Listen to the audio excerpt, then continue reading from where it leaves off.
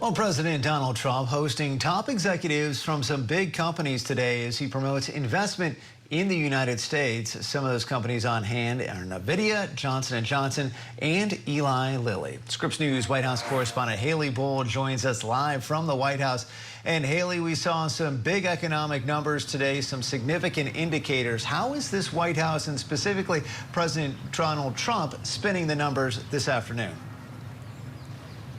Yeah, Andrew, the White House is casting blame on the previous Biden administration for numbers showing slowed economic growth and arguing that underlying data indicates momentum as it continues to push a positive economic image. Trump, in remarks just moments ago, asking for time, essentially patience, calling this, quote, Biden's economy. And that comes as new data from the Commerce Department shows the U.S. economy shrank for the first quarter, the first time it has done so in several years, tied to a surge in imports ahead of the rollout of Trump's tariff agenda. The White House, though, instead stressing investment. The president saying it's up to about $8 trillion and a 3% increase in core GDP.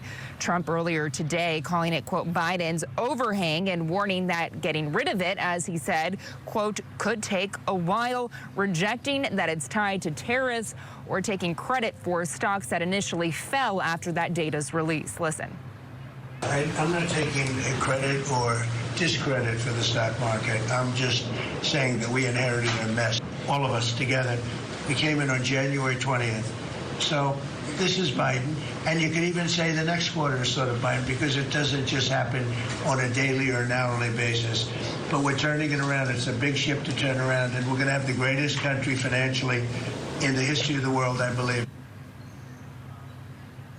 Now, the White House, of course, Andrew's in the midst of implementing that massive tariff policy involving negotiations with countries on reciprocal rates, a universal 10% tariff rate, as well as sector-specific ones, arguing that this will boost revenue and manufacturing domestically, while some economists have raised concerns about consumer impacts. But officials here today, as the White House is marking the first 100 days of Trump's second term in office, continue to stress what they view as positive indicators, pointing to things like inflation and mortgage rates. Listen.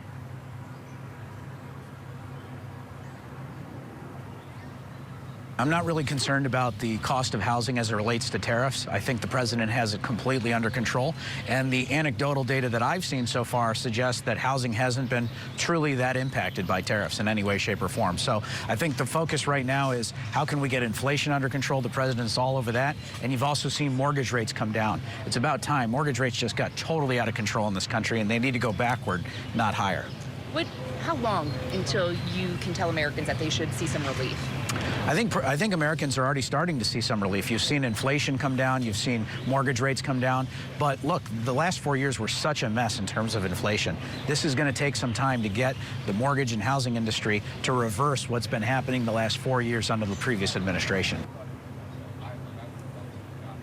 And Andrew, notably, the argument casting blame on a previous administration is something we heard in the last administration as well. And the Biden administration would blame the previous Trump administration for its economic challenges. Coming up as we look ahead, as we are on this 100-day mark this week, another big priority for the president is going to be getting his budget bill across the finish line, what is key to his plan for tax cuts, solidifying those tax cuts from his first administration, which plays into his overall economic agenda. That's something the president is stressing in his remarks this evening as well, Andrew. All right, Haley Bull at the White House for us. Haley, thank you.